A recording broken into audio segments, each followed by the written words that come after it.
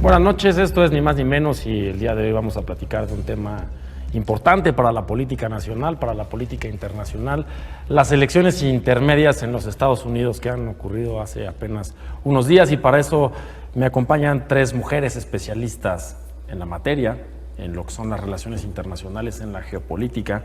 Saludo y doy la bienvenida y agradezco a la doctora Eunice Rendón por acompañarnos, a la maestra Pía Taracena y a mi amiga la maestra Stephanie Genaro. Bienvenidas y a platicar de un tema que a los mexicanos nos debe importar mucho porque influye directamente en la vida nacional.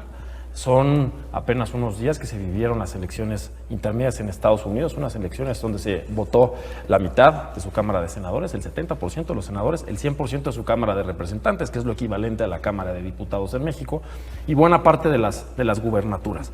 Elecciones, por cierto, que en los Estados Unidos existen desde que se fundó esa república.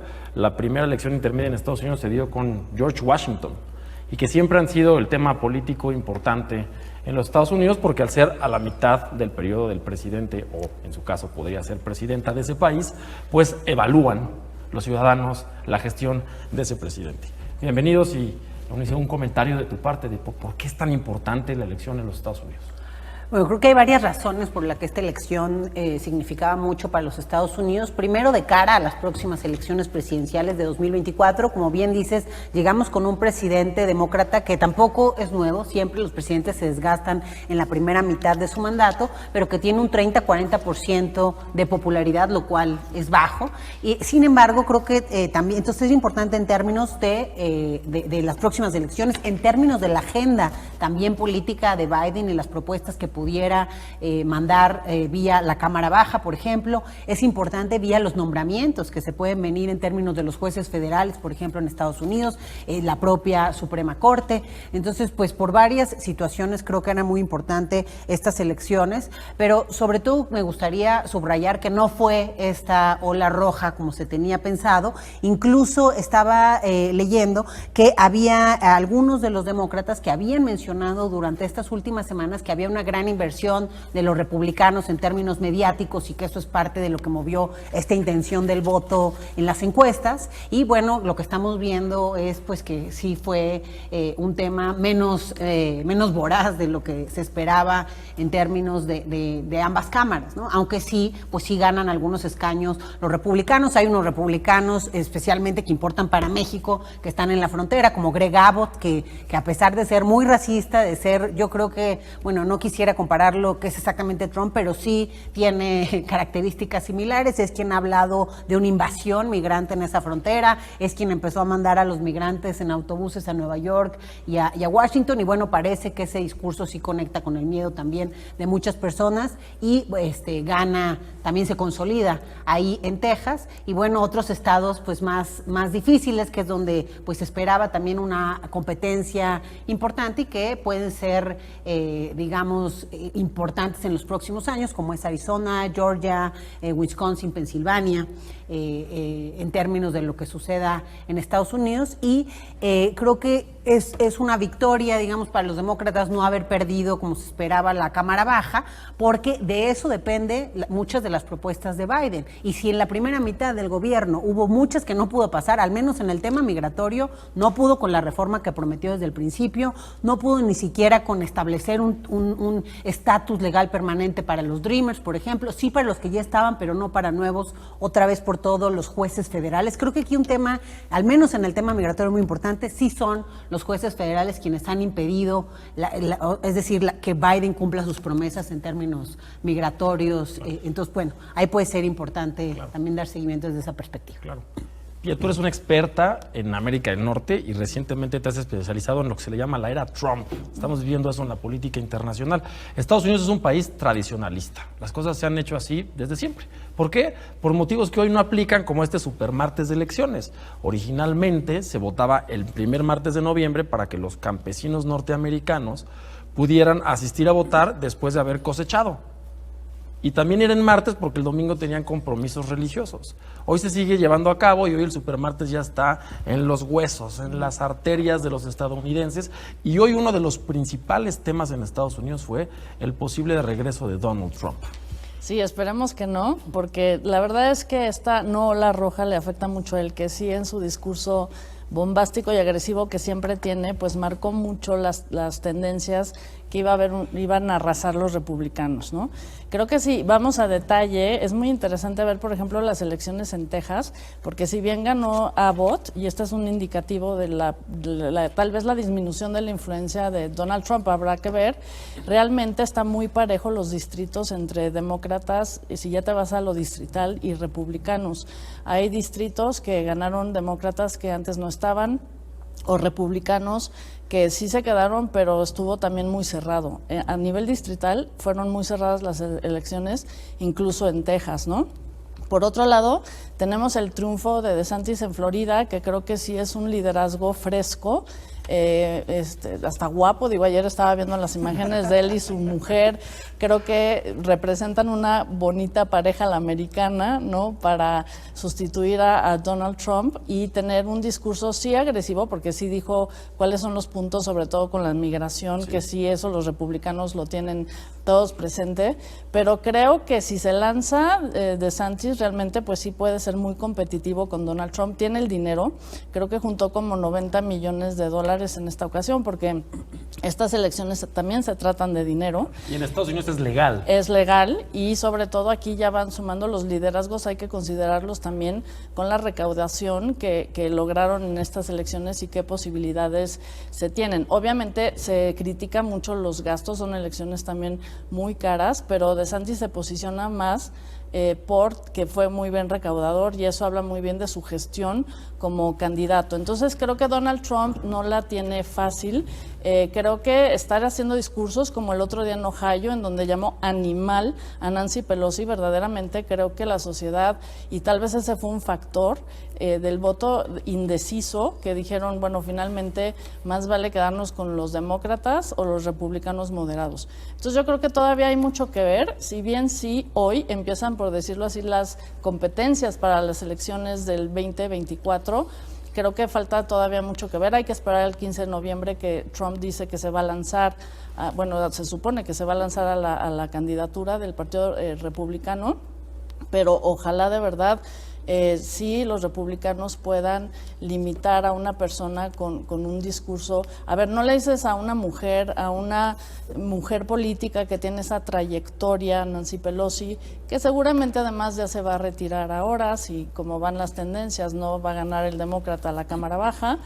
Entonces no le llamas animal, y solo por la venganza, ¿no? del juicio en el que está Donald Trump. El insulto tiene una repercusión en el voto. Yo creo que sí, yo creo que es momento que la sociedad empiece a pensar que esta violencia política que viene de los líderes políticos en muchos países, debemos como sociedad limitarla, porque claro, la violencia política, digamos, salida del liderazgo político, pues no va a acabar nada bien. Ya atentaron contra el esposo de Nancy Pelosi, y creo que eso llamó las alertas, y quizá por eso no hubo esa ola roja, ¿no? Entonces, bueno, todavía hay que ver.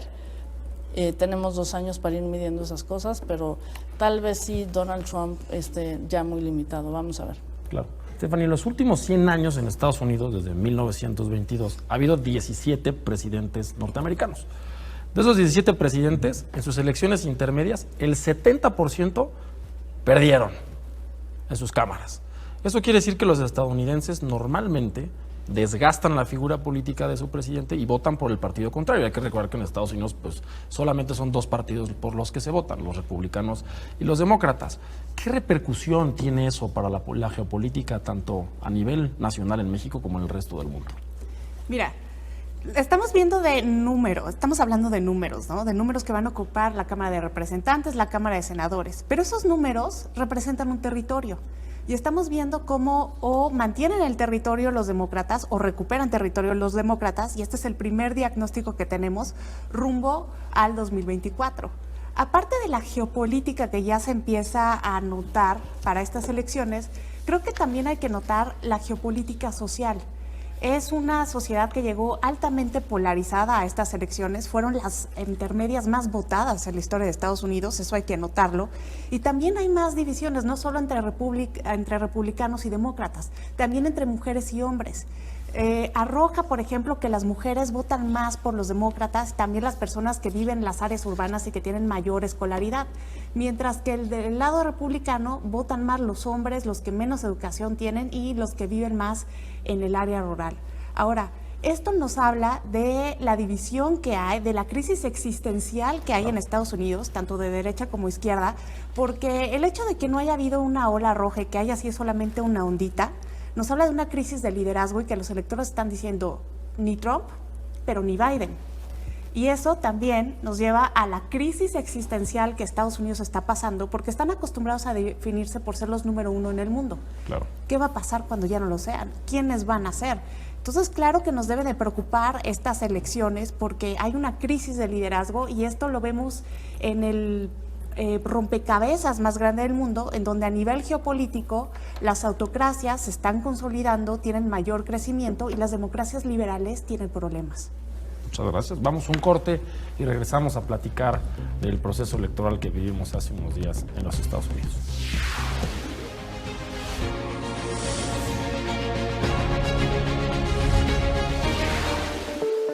La campaña para las elecciones intermedias recientemente celebradas en Estados Unidos rompieron un récord de gastos de cualquier elección federal o estatal en un año no presidencial, superando los $16.700 millones de acuerdo a estimaciones de Open Secrets, el principal grupo de investigación y transparencia gubernamental que rastrea el dinero en la política y su efecto en las elecciones de Estados Unidos.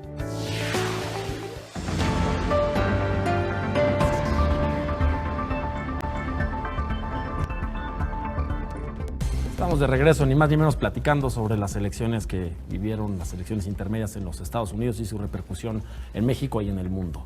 Y fue una elección dividida, una elección prácticamente de 50-50.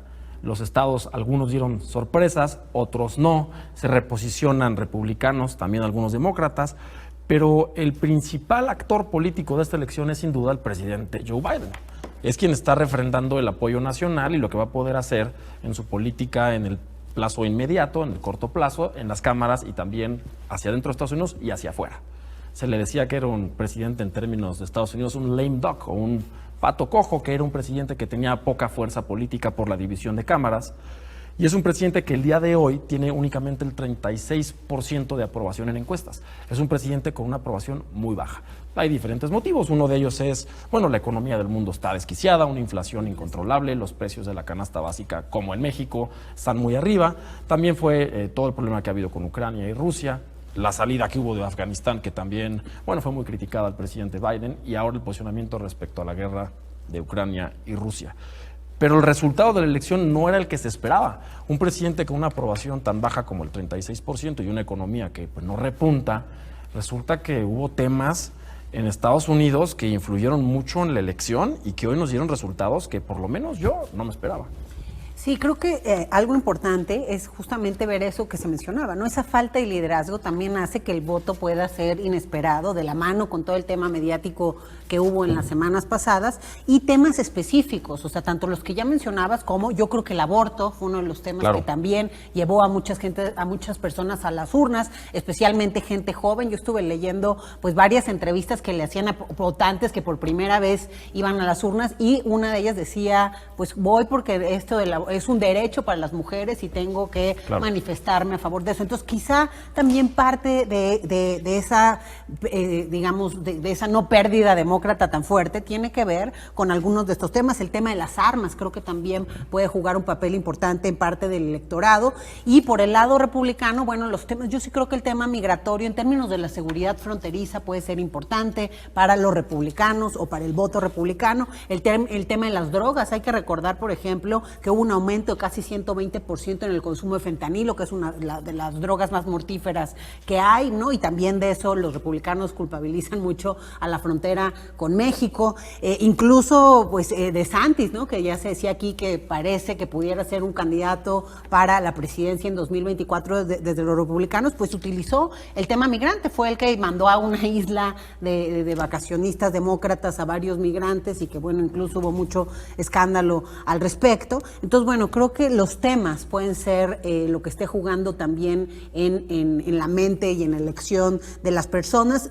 Creo que también en estados, por ejemplo, como Arizona, el voto latino es importante, ¿no? Y entender que el voto latino no es un monolito único, sino que hay una diversidad también dentro del voto latino. No todos votan hacia un lado u otro. De hecho, en la intención parecía un 57% de los latinos hacia el tema demócrata, mientras un 32% hacia los republicanos. Florida, por ejemplo, también el voto latino se comportó mucho en ese sentido. En Arizona me tocó estar la semana pasada justamente viendo el final de una campaña muy interesante que se llama Latino Loud, que la lleva Chicanos por la Causa, en donde pues más de 30,000 personas también estuvieron participando de una u otra forma, y bueno, justo parecía también ese voto hacia la candidata demócrata. Los temas influyeron en la elección. Parece que más que los candidatos o los partidos. Eso es algo pues bastante nuevo, ¿no? La mencionaba Eunice algunos. El aborto, y hay que recordar que la Suprema Corte de Estados Unidos hace apenas unas semanas tomó la decisión de regresar a los estados la oportunidad y decisión de saber si ellos van a autorizar o no el aborto. La legalidad del aborto en Estados Unidos ya va a depender de cada estado, ya no está federalizado. Y las mujeres jóvenes y los hombres jóvenes votaron a favor de los demócratas porque quieren decidir libremente de su cuerpo. Otro de los temas que, bueno, en el siglo XXI ya influyen en las elecciones es el consumo de la marihuana. Por ejemplo, el libre consumo de la marihuana. Los demócratas se han posicionado como un partido que está a favor del libre consumo, del legal consumo de la marihuana, y los republicanos no, y eso influyó en el voto. Y otro, por supuesto, también la política de armas, donde los republicanos, a diferencia de los demócratas, están a favor de la compra libre y de la aportación de armas en muchos estados de su república, y eso también influyó. ¿Qué viene entonces para el gobierno de Joe Biden? Un presidente que tiene más de 80 años, por lo menos en el escenario del análisis político internacional, no se habla, está desdibujado del mapa su posible reelección. ¿Qué viene para su gobierno? Bueno, si me permites antes decir algo del aborto, porque hubo una cuestión muy interesante. En Kentucky ganó Rand Paul para el Senado, que es muy conservador, pero la gente votó a favor de seguir teniendo el derecho a abortar. Entonces, el voto está muy dividido incluso hasta ese nivel. Puedes dejar al senador republicano conservador, pero en términos de los derechos, por ejemplo, la gente votó distinto. Y creo que esta elección nos está dando justo esos diferentes, digamos, aspectos que no es plano como votan.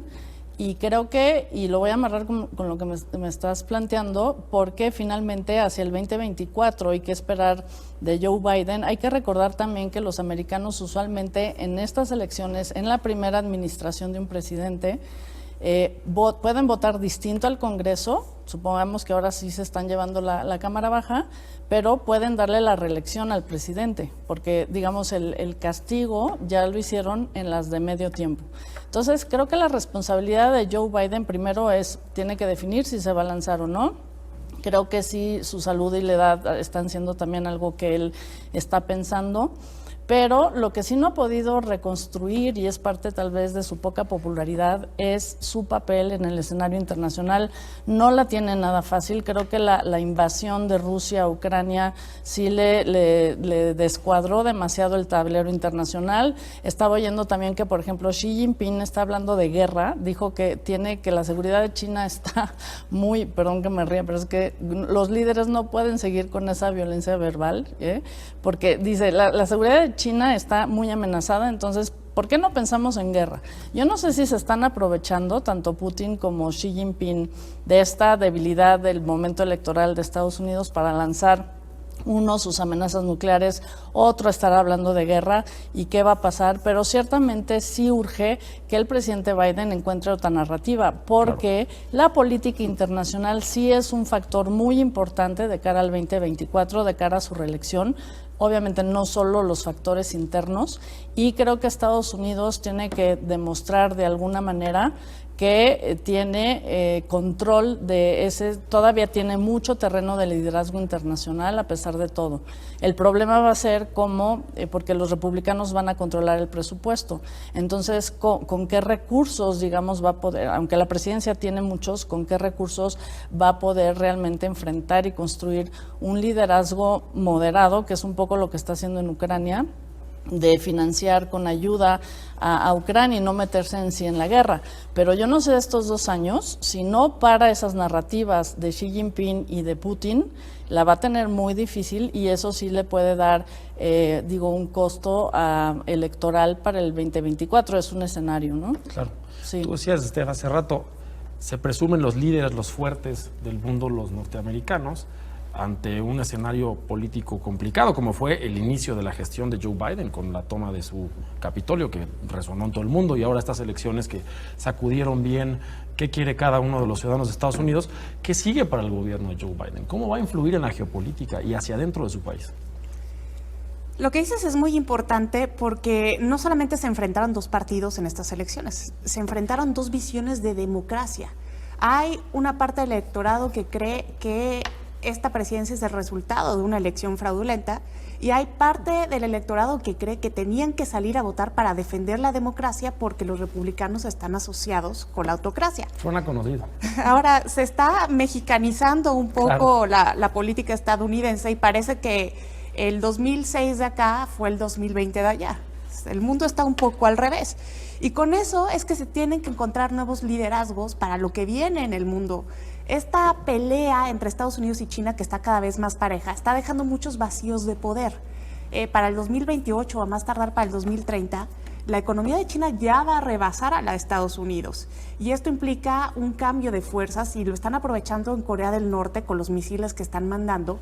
Y también hay otros países que van a subir por este nuevo eje tecnológico. Por ejemplo, Japón va a cobrar un papel más preponderante, Polonia también lo va a hacer. Entonces estamos en la nueva inscripción de un sistema internacional en donde Estados Unidos tiene que encontrar su lugar. Y si la tendencia sigue como hasta ahora, Estados Unidos podría quedar relegada a una potencia atlántica porque este impacto que está teniendo la guerra en Ucrania, en Europa, va a llevar a los europeos a una recesión y puede ser que se rompa esa alianza atlántica porque no es lo mismo cómo les pega a los europeos que cómo les pega a los estadounidenses. Claro.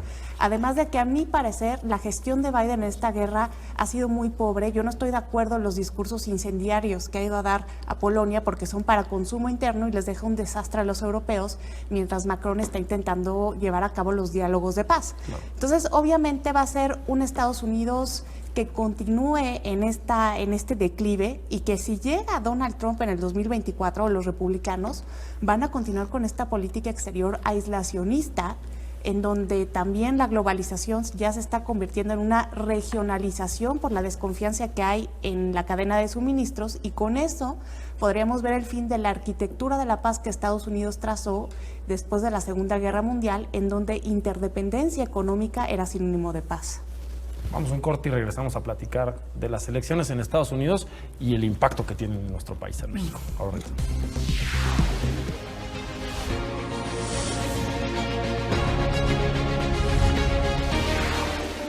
El periodista Darío Celis comentó en su columna La Cuarta Transformación para el Financiero. El final del gobierno de la autollamada 4T va a estar marcado por 2 eventos relevantes en relación con Estados Unidos: la elección del Congreso, donde todo apunta que Joe Biden perderá el control, y la creación de un panel en el TEMEC, que será una espada de Damocles sobre la economía mexicana, con sanciones comerciales multimillonarias.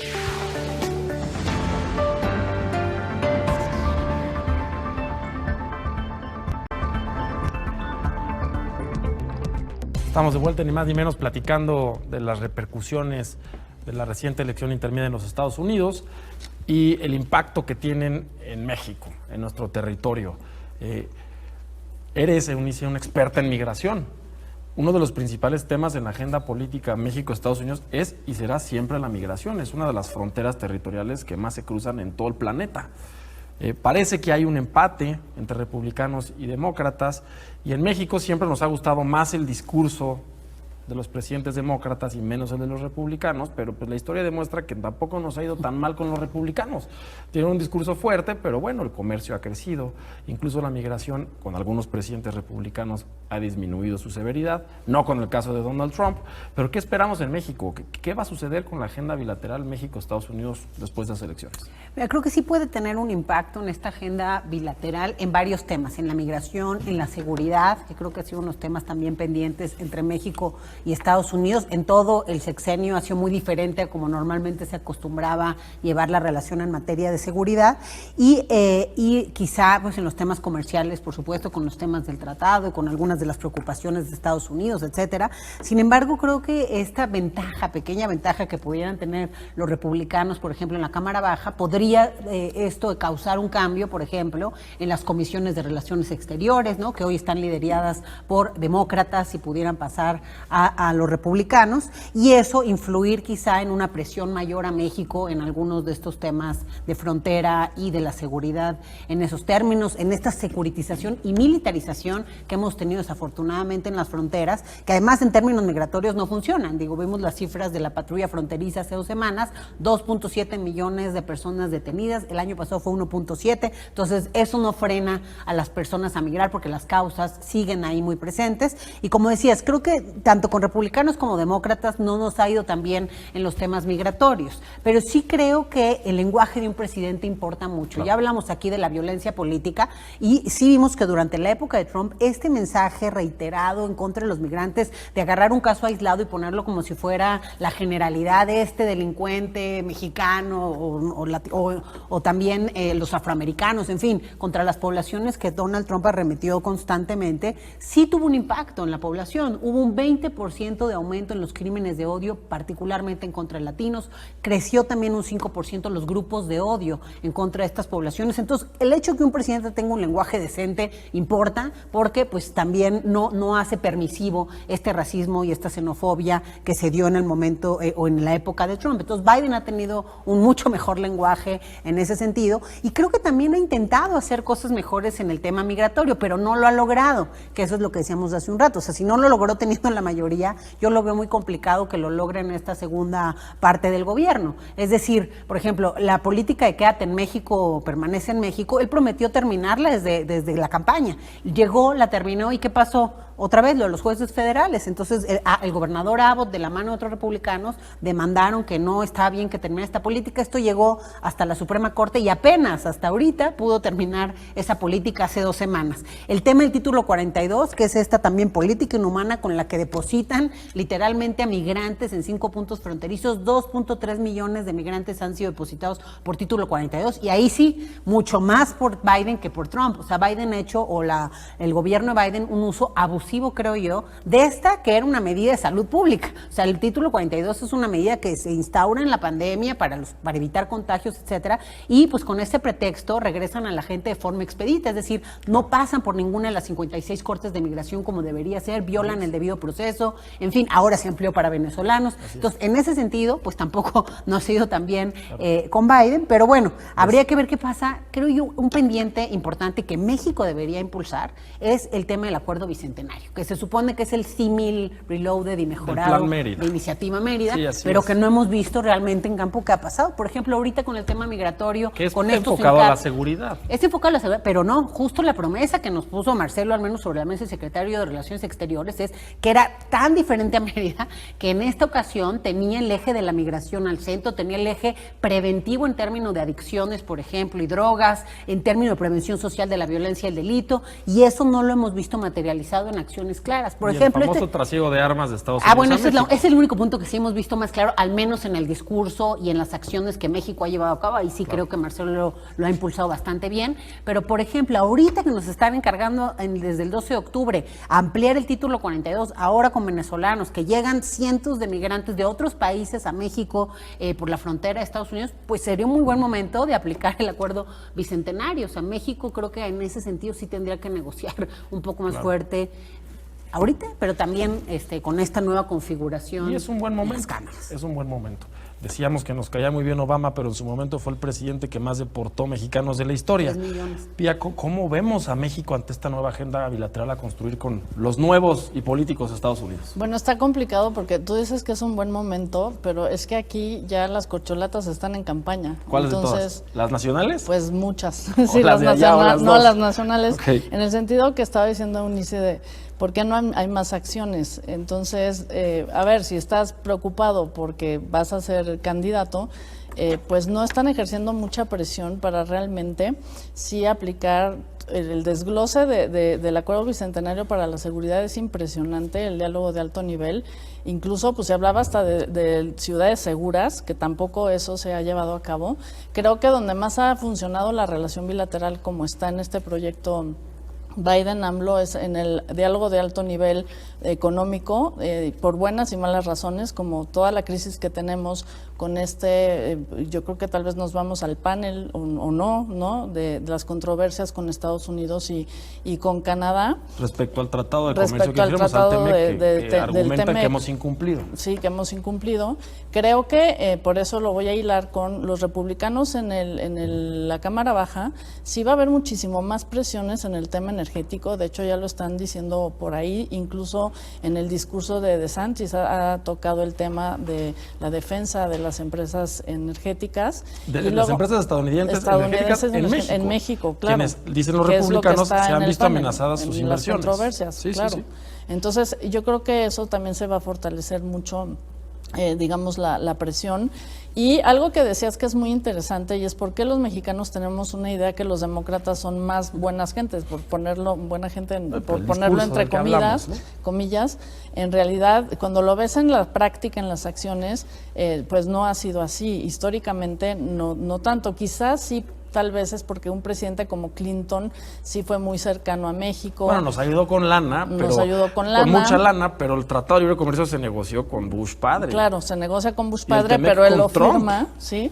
Y nos rescata, y no tenían un discurso tan agresivo con México. Aquí creo que el reto es cómo México debe de desarticular ese discurso, porque, por ejemplo, Donald Trump dijo que va a sellar la frontera, o sea, ya ni siquiera habla de un murito así, ¿no? Sino sellar la frontera. Que por cierto para no funcionó de nada. No funcionó. Yo le escuché alguna vez a Felipe Calderón cuando estaba en campaña, yo era estudiante en la universidad, que estaba la idea de hacer el muro más alto, y decía Calderón, el candidato, pues háganlo del tamaño que quieran, nos los vamos a brincar, y el auditorio se rió, ¿no? Pero claro, es cierto. sí, es como los migrantes son como el agua, si se van a encontrar su camino para lograr su objetivo de entrar a Estados Unidos. De hecho, Clinton fue el primero en poner el muro, por cierto, ¿no? Entonces, nuestro amigo Clinton. Yo regreso a la teoría clásica, ¿no? De los países no tienen amigos, tienen intereses. Claro. Y sí siento que ahí los políticos mexicanos deben de hacer muchísimo más para, en acciones y en narrativa, contrarrestar realmente pues algo que parece ahorita ser una política de Estado de Estados Unidos frente a la migración, y los otros temas pues sí se campechanean mejor, pero finalmente la mayoría republicana en la Cámara Baja va a ser del tema mexicano otra vez una piñata política de cara a las elecciones del 2024, y los representantes, los legisladores van a ser una buena caja de resonancia para encargarse, sobre todo los republicanos, de señalar a México en todo lo que no hace, ¿no? Es muy interesante decir, es que México no detiene a los migrantes, pues ¿por qué los debería de detener, no? Entonces, y luego pues también se empareja con la cuestión del fentanilo. Ayer también DeSantis centró su discurso en la cuestión del fentanilo. Entonces sí, finalmente pues que puede ser candidato a la presidencia. Puede ser candidato a la presidencia. Y ganar. Su discurso de ayer es muy importante porque está poniendo lo que va a ser su discurso si es candidato a la presidencia. Campaña. Fentanilo, migrantes, sellar la frontera. Y México, y México, ¿no? Y México. Y las acciones de los demócratas no han mejorado eso, aunque sí trataron en estos 2 años de generar puentes con estos diálogos de alto nivel, pero que en realidad en las acciones, sí hay muchas reuniones, pero en las acciones no se ha habido muchos avances. Claro. Y bueno, ya estamos en campaña aquí, entonces no creo que eso se avance más. Stephanie, decías, interesantísimo, que la política global se va a convertir probablemente en una política regional. México es parte de 2 regiones, es de los pocos países del mundo donde nos sentimos del istmo para arriba norteamericanos y del istmo para abajo centroamericanos. Está viviendo Estados Unidos un momento complicado, y la política internacional de México ha sido voltear al sur y dejar de ver al norte. ¿Qué viene para nuestro país? Nuestro país tiene una posición geográfica privilegiada. 3/4 partes del territorio están en Norteamérica y 1/4 parte está en Centroamérica. Ahora, más allá del romanticismo político que viene desde los tiempos de Bolívar, llevar a cabo una unión latinoamericana es geopolíticamente inviable por las características fisiológicas del terreno. Y no por nada tenemos a Guatemala al lado y es nuestro cuarto socio comercial en la región porque es muy difícil comerciar con Guatemala por cuestiones del terreno. Ahora, creo que México está dejando ir una oportunidad de oro. Mira, con la pandemia, muchas personas empezaron a tener desconfianza en cadenas de suministro muy lejanas. Ya hay estudios que dicen que muchas empresas estadounidenses y canadienses quieren irse de donde estaban lejos y venirse a México porque estamos en la misma zona horaria que Estados Unidos y estamos más cerca. Entonces, México podría convertirse en una especie de nueva China si sabe jugar bien sus cartas por este entorno internacional. Ahora, México también tiene que exigir más. Nos estamos convirtiendo en un país receptor de migrantes. Ya no solo somos de tránsito o mandamos, ya también los estamos recibiendo. Eso quiere decir que nuestra cultura está cambiando y no estamos preparados. Y con esto vamos a entrar en una guerra cultural con Estados Unidos porque se está viviendo una guerra cultural a nivel global con Rusia. Y para Huntington, México era un país trastornado porque no somos occidentales a su manera y eso lo vamos a ver de nuevo. Y claro, la mentalidad de isla de Estados Unidos, porque no puede negar la cruz geopolítica de su parroquia, vienen de una isla, se está haciendo cada vez más notoria porque dicen, uy, ahí vienen los invasores, vamos a desaparecer, nos tienen rodeados. Entonces, ese es el futuro y México se vuelve más estratégico también porque el sello de Norteamérica, ya lo decía Trump, pesa más cuando China se está consolidando en Asia con este nuevo tratado comercial que suma a las economías que tienen mayor dinamismo en ese momento. Entonces Norteamérica se vuelve vital para cuestiones de seguridad, para cuestiones comerciales, que de alguna manera eso ya se prevé en el TEMEC, porque el capítulo 32 dice que México no puede, o cualquiera de las partes, puede tener un tratado de libre comercio con una economía que no se considere de libre mercado. Entonces, de alguna manera, ya Estados Unidos aseguró su área de influencia natural a través del libre comercio. Claro, y México tiene esa gran herramienta de negociación que es el comercio, que sirve a los 3 países del bloque del norte, y ahí se puede involucrar toda la agenda que nos importa: la migración, la seguridad, las drogas, las armas. Vamos a un corte y regresamos en Ni Más Ni Menos.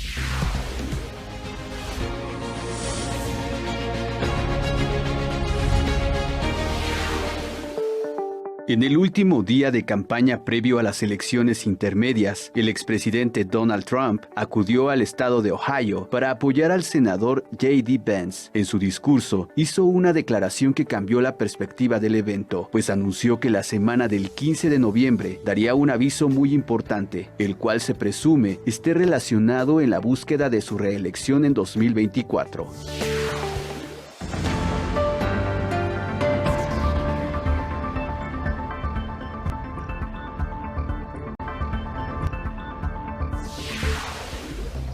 Estamos en Ni Más Ni Menos de regreso platicando de las elecciones que recientemente se vivieron en los Estados Unidos y vamos a pasar a esta sección que a mí me gusta mucho, la sección que yo le digo sin anestesia, donde recibimos preguntas del público a través de redes sociales. Y Daniel Santamarina del municipio de Coyoacac pregunta: ¿a México le va mejor con un presidente republicano o con uno demócrata? Pues yo creo que con ninguno de los dos. Creo que eso ha sido así y no hay que medir la política si es mejor o peor, sino realmente ver cómo puedes avanzar las agendas y concretar, yo creo, más en la cooperación y en la negociación para avanzar las agendas que más bien como en la narrativa de si nos va mejor o peor, ¿no? Independientemente de eso, creo que con Donald Trump el escenario no es nada bueno. Ya lo vemos si se reelige Biden, por ejemplo, pues los puentes están ahí y yo creo que él va a seguir trabajando en ese sentido, ¿no? Quizá esos 2 años se concreticen más esas acciones que no hemos visto, pero Trump sí va a tener una narrativa y va a seguir jugando a esta, digamos, como ring the box de poner a México sobre las cuerdas y entonces va a ser una tensión muy fuerte. Hay una ventaja, que los 2 países cambian de gobierno en 24 y eso sucede cada X tiempo y eso puede, dependiendo quiénes ganen, puede ser un momento para mejorar las cosas. pero yo no creo que ninguno de los dos sea ni bueno ni malo, son los que son y los países tienen intereses. Y va a influir en las campañas políticas de México para nuestro 2024. Claro. Yo solo agregaría eso una cosa, la relación bilateral siempre ha sido también asimétrica con republicanos o demócratas, pero creo que también importa quién está del lado mexicano. O sea, sí importa que hasta dónde lleves las negociaciones. En su momento, por ejemplo, con Mérida había 3 pilares al inicio nada más, y México nos tocó impulsar, y yo fui parte de ese equipo, impulsar el 4º pilar que tenía que ver con el tema social, con el tema del tejido social, de prevención, que sí lo logramos meter con menos dinero, pero sí fue una negociación que hicimos primero con el embajador y luego él a su vez en Estados Unidos para ampliar la iniciativa. Entonces, a lo que veo es que también importa México hasta dónde puede negociar, hasta dónde conoce bien los detalles y también entender muy bien, leer muy bien con quién estamos negociando para poder hacer algunas cosas a favor del país. Muy bien. Dice Gobelín, ¿cómo afecta o beneficia a Andrés Manuel López Obrador la conformación de este nuevo Congreso en los Estados Unidos? Pues yo creo que más que la conformación, o sea, tiene que ver con el contexto global. A ver, hay una inercia que nos lleva a pensar en temas migratorios, en temas de seguridad y en temas comerciales. Más bien, ¿qué línea va a tener en estas nuevas cámaras? Los republicanos han tenido siempre un discurso más duro, pero en los hechos, pues ha habido tal vez una cooperación más fácil, mientras que los demócratas han tenido un discurso más suave y a veces la cooperación ha sido más difícil. Creo que aquí se va a poner en prueba una máxima que va a tener que ver con migración, porque es evidente que nos van a agarrar del muro otra vez, pero el tema es a cambio de qué y qué tanto vamos a poder recordar que América no es un país, sino que es un continente y que lo que pasa en el sur tarde o temprano afecta en el norte. Dice Manuel Medina de la Ciudad de México, con estos resultados se ve claramente el actuar de los rusos en Estados Unidos y seguro en México. Bueno, tú eres una experta en Rusia, estudiaste incluso en Moscú, Rusia está jugando el juego. ¿Cómo podemos contestar esta cuestión? Pues mira, se vio la presencia de Rusia muy fuerte en las elecciones del 2016, en el 2020 también, ¿no? En México dicen que también están operando, ¿no? En las elecciones pasadas que tuvimos en las gubernaturas. Pero esto no es un tema solamente de Rusia, también hay grandes hackers que vienen de Irán, de Venezuela. Estados Unidos también tienen los suyos. Creo que definitivamente siendo un país que pues es el más poderoso del mundo, pues obviamente van a intentar operar para que llegue un candidato que les sea afín, como puede ser Donald Trump. Donald Trump ya está identificado como un candidato que jugó a favor de los rusos, o por lo menos que benefició los intereses de Rusia. Bueno, él decía que Putin era un tipazo, ¿no? Ya ahí no había tanto de hielo. No, hay que preguntarle a los ucranianos qué opinan al respecto. Pues si les parece, vamos a nuestras conclusiones sobre las elecciones de Estados Unidos y su implicación en México, el escenario que vimos y sobre todo, es cierto, no sé si la política de Estados Unidos se está mexicanizando o si más bien la política del mundo se está haciendo extrema e igual. Eunice, ¿cómo ves tú lo que sucedió? Pues lo que mencionábamos, creo que no hay un liderazgo claro presente en Estados Unidos, ni por parte de los republicanos, ni por parte de los demócratas, a pesar que sí hay ciertos personajes que tienen sus seguidores, como es el caso de Trump, que logra pues jalar muy bien a los extremistas, a los racistas, a los xenófobos, etcétera, que tiene su público, ese público que aún sigue creyendo que ganó las elecciones Trump, que el Capitolio, en fin, que la revisión de su casa también fue pues una cosa casi en contra de ellos, en fin. Entonces hay esos bandazos, digamos, en Estados Unidos. Creo que el hecho de que las cámaras hayan quedado así tan iguales, les fue mejor de lo que esperaban a los demócratas, pero yo creo que aún así la agenda legislativa de Biden va a ser difícil en todos los temas, hasta en temas fiscales, que es lo que ahorita requiere, porque lo que más les importa a los estadounidenses, como lo vimos en estas elecciones, pues sí, es también la economía, la inflación, o sea, los temas económicos son su prioridad, luego viene el tema educativo, seguridad, salud, etcétera, ya después vienen los temas migratorios y de frontera, por ejemplo. Entonces, pero creo que la agenda legislativa de Biden no va a estar fácil con esta configuración de la Cámara Baja y bueno, en el Senado vamos a ver, ahí tienen el voto de Kamala Harris extra por cualquier situación y en el caso con México creo que el tema migratorio va a seguir siendo uno de los puntos importantes porque lo utilizan también como moneda de cambio para negociar otras cosas, ¿no? Incluso de que no sean de migración, ¿no? Temas de seguridad, temas económicos. Me parece que sí las políticas de Estados Unidos tienen un impacto en México muy importante, particularmente en migración. Hemos visto visto, ya se decía aquí, cómo los que antes transitaban ahora se quedan. El año pasado cerramos con más de 130,000 solicitudes de refugio en nuestro país. Este año ya van más de 90,000 y en 2014 teníamos 3,500, ¿no? Entonces, sí, y bueno, ha ido progresivamente aumentando a partir de que llegó Donald Trump a la presidencia, pues eso cambió también esta configuración. Los temas fronterizos que hemos visto, estas políticas que nos han encargado de manera constante. Y bueno, repito, creo que también va a ser muy importante ver cómo se dan las relaciones, ya no solamente entre países, sino también entre los gobiernos fronterizos con la nueva configuración que se genere. Por ejemplo, en el tema de Arizona va a estar interesante. Ahora que estuve allá, me decían que el gobernador Ducey no ha querido recibir a Durazo nunca, ¿no? Y que él ha estado buscando constantemente esa reunión y que nomás no le ha dado cita. Entonces, bueno, ahí va a ser importante ver si quien llegue. El gobernador, ¿no?, de Sonora, que es su vecino. Sí, y recibía todos los días a Claudia, ¿no? O sea, eran muy amigos, pues, la gobernadora y él, y ahora, pues, hay este tema. Entonces, bueno, y no solamente en ese lado, creo que en toda la frontera es importante también, o sea, ir más allá de la relación federal, también es muy importante en las fronteras, particularmente, claro, estos 3,000 kilómetros de frontera, pues las relaciones también entre los gobernadores, entre los legisladores y también, pues, entre empresarios y sociedad civil que haya en ambos países. Y creo que esas relaciones también tienen que estar, pues, al centro, ¿no?, y a la visibilidad de la agenda en los próximos años. Muchas gracias. Pía Taracena, tu conclusión en 2 minutos. Bueno, lo que planteabas de el mundo está polarizado, sí, lo hemos visto en otras elecciones. Por ejemplo, Lula da Silva en Brasil ganó por un pelo, por un 1%, o perdió Bolsonaro por muy poco, ¿no?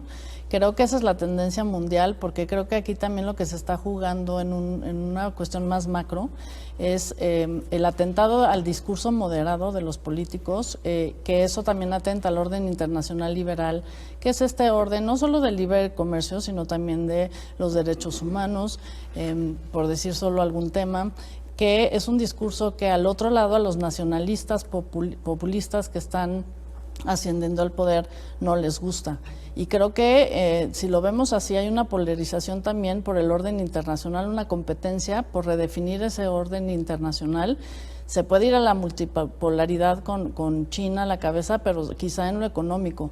El tema que yo veo, digamos, más grave es este tema del liberalismo tradicional, en donde finalmente el discurso nacionalista populista que lleva a la gente a pelearse con el otro lado, constantemente lo vemos en esta clase de liderazgos, no están promoviendo la unión entre los países, sino la división.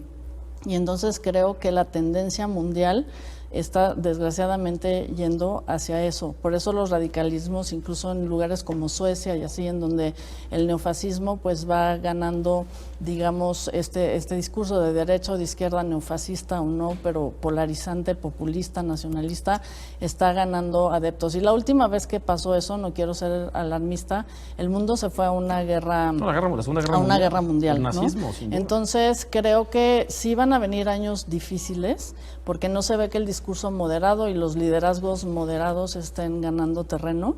Y entonces yo creo que ahí sí las sociedades nos tenemos que ver más inteligentes para de alguna manera encontrar la forma de parar esas narrativas, ¿no?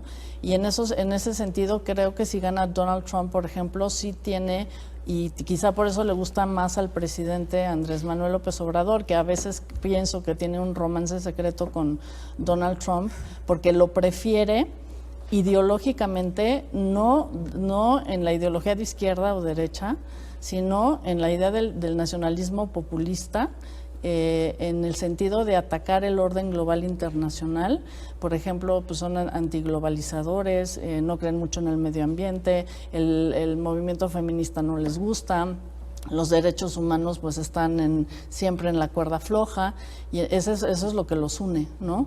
Entonces, pues sí, desgraciadamente hay esa polarización, y la relación bilateral pues también se permea por esa situación, ¿no? Stephanie Genaro, tu conclusión en 2 minutos. Creo que es preocupante lo que está pasando en Estados Unidos, porque el común denominador de las campañas no fueron propuestas, no fueron ideas, fueron ataques. Creo que hace mucho que se dejó de luchar por ideales y se empezó a luchar por poder. Y eso es algo que aquí en México conocemos perfectamente bien las consecuencias. La diferencia es que se trata del país que hasta hoy es el más poderoso del mundo y uno de los que todavía sostiene el estandarte de la democracia liberal. También creo que es importante no perder de foco que esta es una elección intermedia de pandemia. Seguimos en una pandemia y la pandemia, por el dolor, por el sufrimiento, ha traído como resultado la intolerancia. Y esa intolerancia le abre la puerta al auge de los nacionalismos. Estamos viendo en estas elecciones dos nacionalismos a su manera. Y los nacionalismos lo único que le han traído al mundo es ceguera que ocasiona guerras. Entonces es alarmante, se prenden los focos rojos porque definitivamente la democracia va en declive, hay una crisis de liderazgo y esto nos afecta porque es nuestro vecino del sur.